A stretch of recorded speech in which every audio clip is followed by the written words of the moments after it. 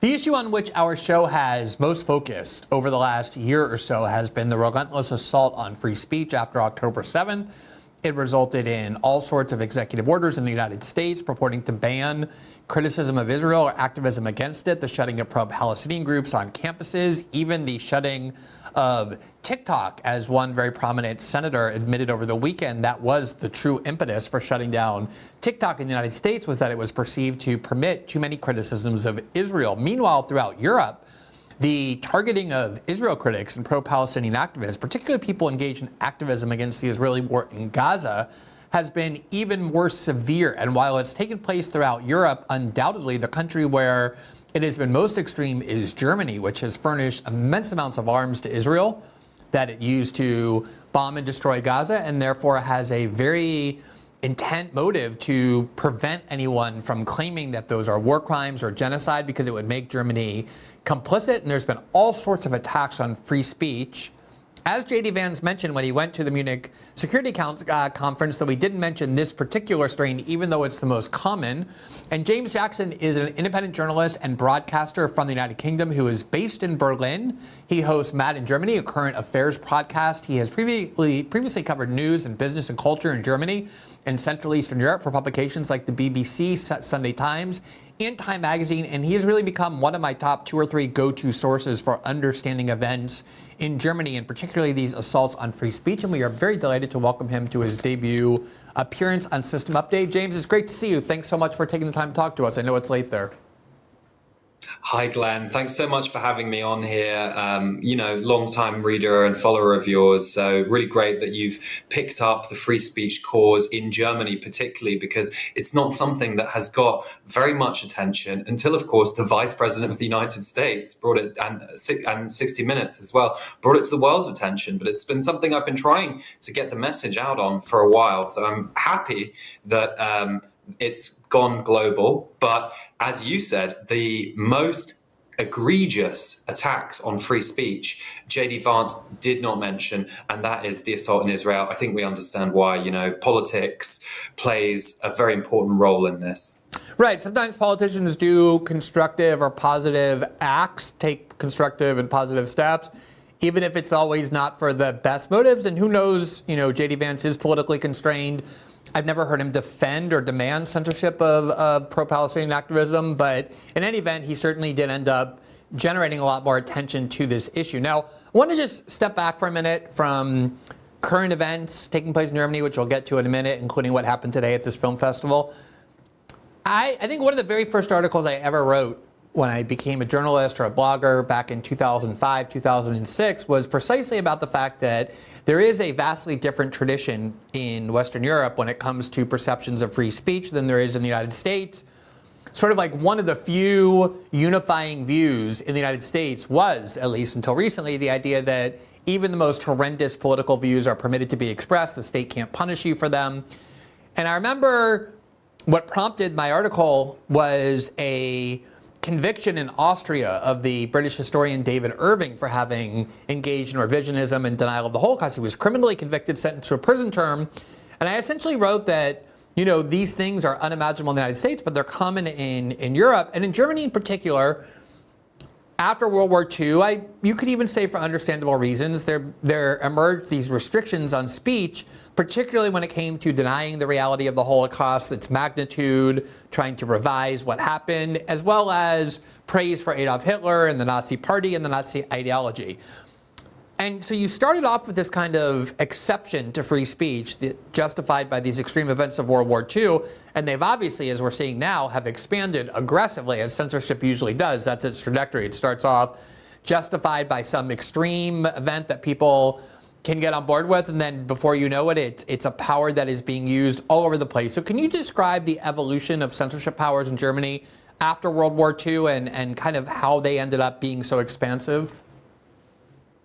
Well, I mean, absolutely, you're right. The tradition here is quite different, and I'm pro free speech. I'm not, maybe not quite as strong on that. I don't really like the idea of people denying the Holocaust, but then you're right that it expands. And so, just to give you an example, because I was last weekend in Dresden, It was the 80th anniversary of the bombing of Dresden, and there were all kinds of problematic things there. There were people shouting Heil, there was the Nazi anthem sung, people were talking about the bombing Holocaust the Allies supposedly did against Dresden. And so I think what's actually even stranger in Germany is that they brought in these laws to supposedly stop the Nazis.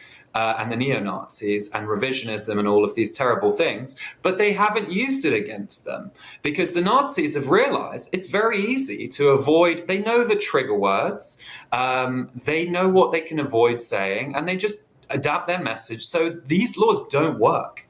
It does stop some of the most egregious stuff, but actually, it's crazy that really it's been much more about stopping pro-Palestinian speech in the last few years. So the history of it goes back to after the Second World War. Effectively, there is a ban on not saying that you're a Nazi. You are allowed to say, I am a National Socialist, but it's actually the symbols of what they call verfassungswidrige Organisationen in German, which means people opposed to the Constitution.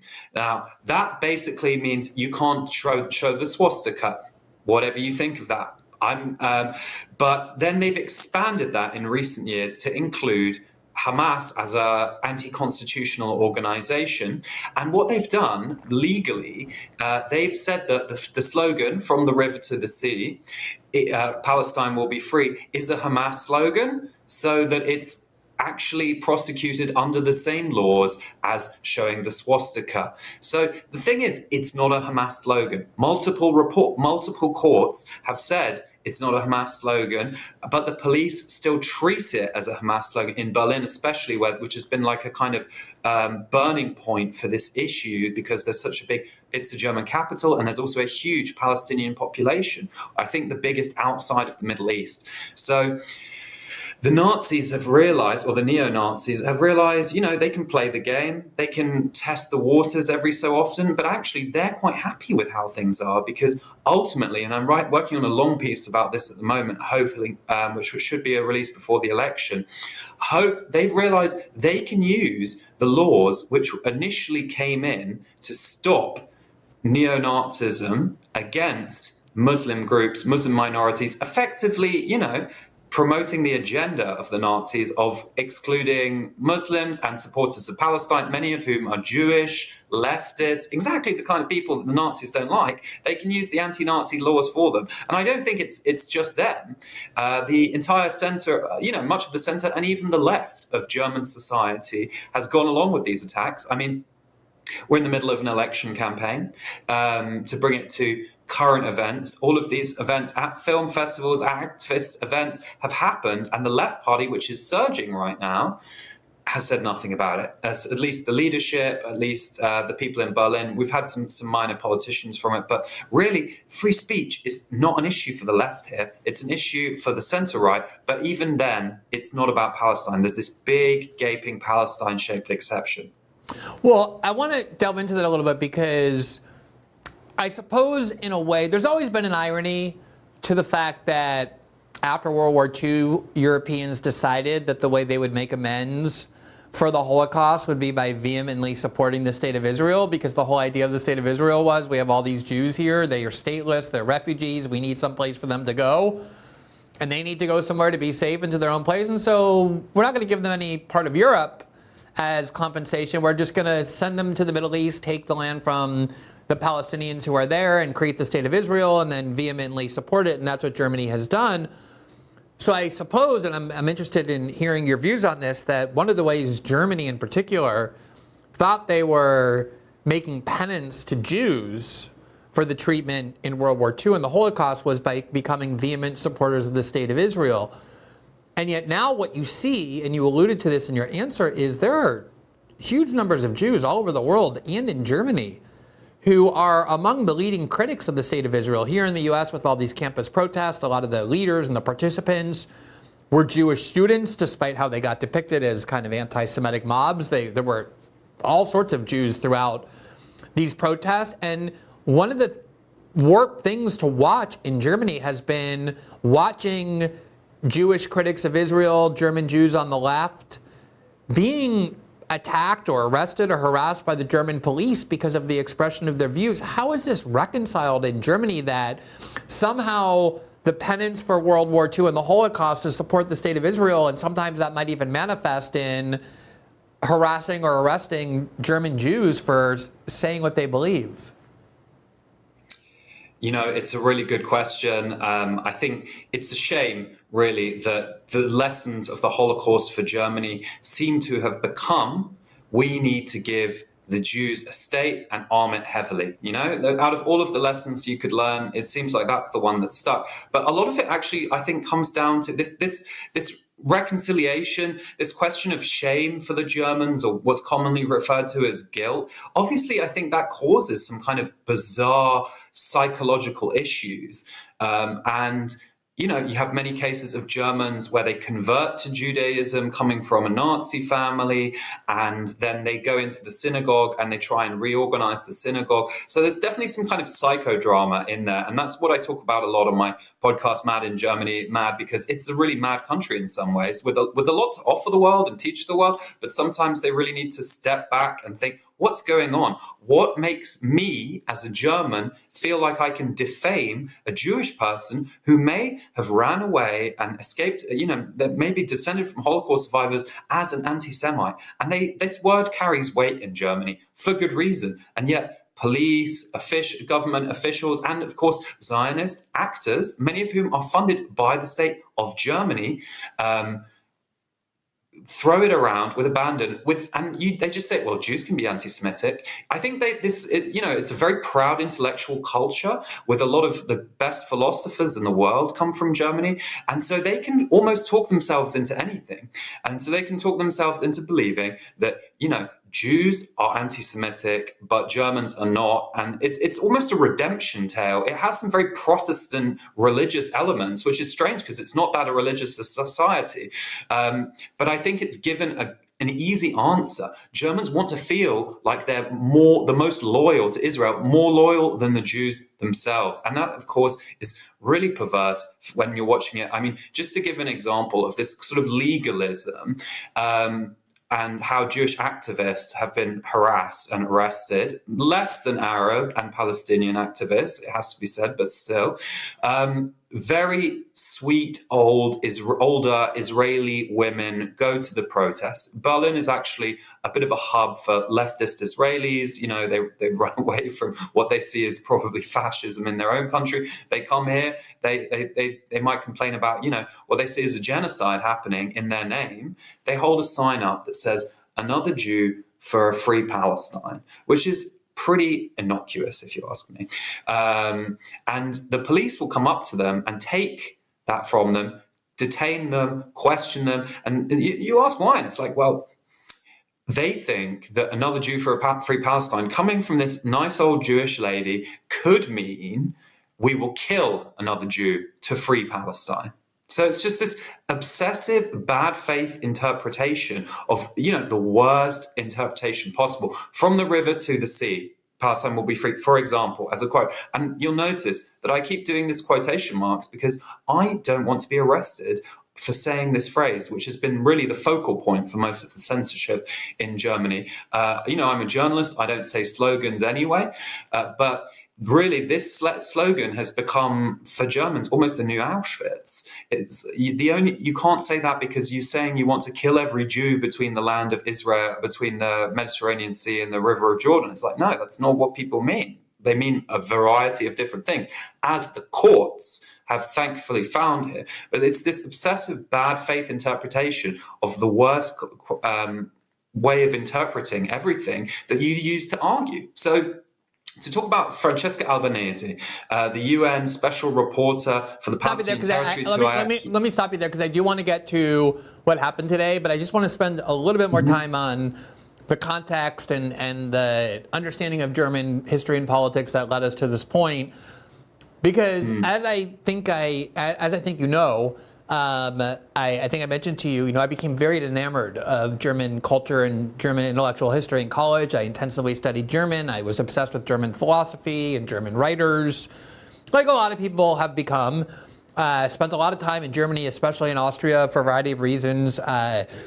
And sometimes I think about, how amazing it would be to just travel back for, 60 years in time and tell German Jews that shortly into the future, the German police are going to come and arrest you and accuse you of being anti-Semitic and say that they're acting in defense of world Jewry by assuming that they are even more stalwart defenders of the Jewish people than Jews themselves. So I guess have become dissidents in the German state, and that's exactly, in a sense, what has happened. But let me ask you, because you alluded to this earlier, there's a lot of focus, especially on the left, about the AfD and the dangers they pose. But one of the ideas that you described that has led to this kind of censorship and this obsessive devotion to the state of Israel is this idea that, well, we have so much shame in our past, we have so much reason for needing redemption, and it's still working out this kind of psychodrama in German society across the political spectrum. And yet, one of the things that I hear most from AfD spokespeople and adherents is this idea that, well, we need to lose that historical shame, that it's been enough time, we can't spend the rest of eternity being ashamed of our history and our culture. We have a beautiful culture, a beautiful history, and we can't keep driving ourselves through decision making based on the shame of what none of us actually did 80 years ago. Are there any factions in Germany that are raising concerns about this censorship attack on Israel critics and pro-Palestinian activists? And what has been the AfD's view on that? Well, to answer the first part of your question, I think the only political grouping that has even slightly raised this is the Bundeswehr Wagenknecht. Sarah Wagenknecht, of course, quite an interesting formation. I believe she's been on your show a few times. They're also really trying to break out of the sort of mainstream left-right divide. We'll see. They're running for the first time in the election. Let's see whether they make it past the 5% hurdle. But otherwise, including from the left, it's been complete silence. And the AfD were actually, and I argue this consistently, they were they created the impetus. And it was actually the AfD who wanted to censor pro-Palestinian activists first. So in 2019, they introduced the BDS resolution in the Bundestag, which I believe was following a US resolution at the time.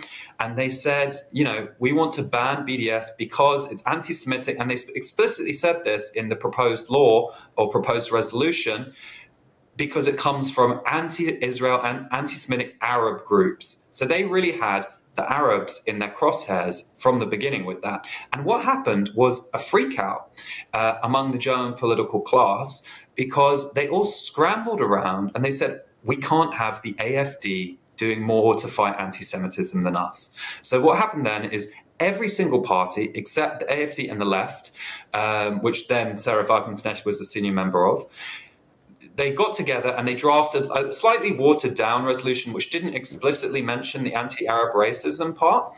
And since then, it's been almost impossible. It's technically a non-binding resolution, but there's something in the German character where they want to not just follow the rules to the letter, but sort of embody the spirit as well and take it to the furthest. And I think you can see that throughout history, sadly. They take it as far as possible. And so then they brought in the BDS resolution in 2019 with all cross-party support except the AfD and the left. So the sort of far right and far left, if you want to think about it in those terms. But since then, the AfD have sort of joined the consensus. Now, since you speak German, I'm going to drop another couple German words in there for you. What Merkel declared was that the state of Israel, the security and its security is the Staatsräson. This is a word that comes up a lot in discussions of the topic. It means reason of state. It's actually a word that comes from Machiavelli. It doesn't have much use in modern politics. She said it in 2008 in the Knesset, the first time that a foreign head of government had spoken to the Knesset, and effectively just thought it sounded quite grand.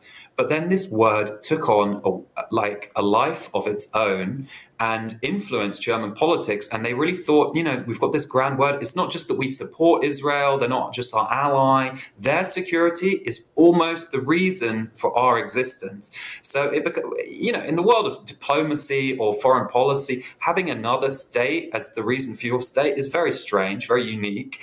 And it didn't actually mean anything legally. Same with this BDS resolution. But then fast forward, until last year, and there was an anti-Semitism resolution put through the Bundestag called Never Again is Now. So very manipulative kind of wording that how could you oppose that? Never again war, never again genocide, never again is now. So we need to protect the Jews. Very manipulative, as I said. And in that case, actually all the parties voted with the AfD, which is a bit of a taboo. And then the left party abstained, and the only party that voted against was Sarah Wagenknecht's.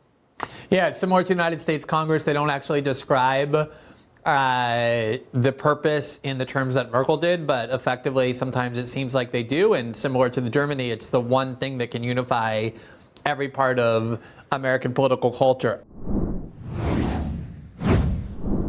In times like these, uncertainty is the only certainty. From geopolitical risks, like the ones we've seen in Israel and Ukraine, we're about to talk to the attempt to finally end that war in Ukraine, both of which risk destabilizing global markets, to the Fed's nonstop money printing. It's hard to feel secure about your financial future. Since 2020, the US dollar has lost 24% of its buying power, and with inflation rising and government debt ballooning, your hard-earned rate savings are at risk. That's why I trust Lear Capital to help guide me and understand me when I'm trying to understand the benefits of gold and silver, physical assets that hold their value even in turbulent times. Lear has educated me on how people diversify into gold and therefore provide control over their financial security. With their helpful guides, you too can understand how to take possession of various high-value metals, store them safely, or roll over your IRA or 401k. Tax and penalty free. It's easy to get started. Call Lear Capital today at 800-920-8388 or visit leargreenwald.com for your free wealth protection guide. They've got loads of reports to help you understand the current political and economic landscape, which I can really recommend reading. Here's a special offer for my viewers. You get a $500 credit toward delivery, storage, or IRA fees with your qualifying purchase. Learn how you can protect your future. Call Lear today at 800-920-8388. That's 800-920-8388, or go to leargreenwald.com. Thanks for watching this clip from System Update, our live show that airs every Monday through Friday at 7 p.m. Eastern, exclusively on Rumble. You can catch the full nightly shows live or view the backlog of episodes for free on our Rumble page. You can also find full episodes the morning after they air across all major podcasting platforms, including Spotify and Apple. All the information you need is linked below. We hope to see you there.